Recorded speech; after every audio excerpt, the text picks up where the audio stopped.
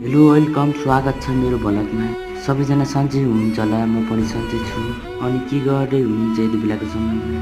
फेरि पनि हजुरहरूको माझमा केही सायरी गजलहरू लिएर उपस्थित भएको छु। हिमाल परियार सुनिदिनु होला।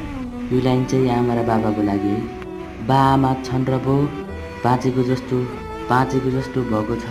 बा आमा छैनन् नि जिन्दगीमा आफ्नो भन्ने कोही छैनन् महोदय।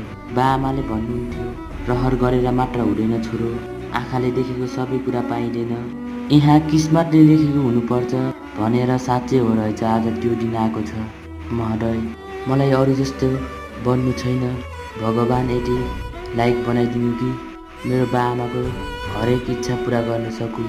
यो लाइन चाहिँ परदेशीको लागि है। रहरले होइन साथी, घरको परिस्थितिले परदेश कटेको छु। आफ्नो हजारौँ सपना मारेर परदेशमा आफ्नो जिन्दगी बेचेको छु। बा आमाको सपना पुरा गर्नलाई यतै बसेको छु। गएर फर्किएन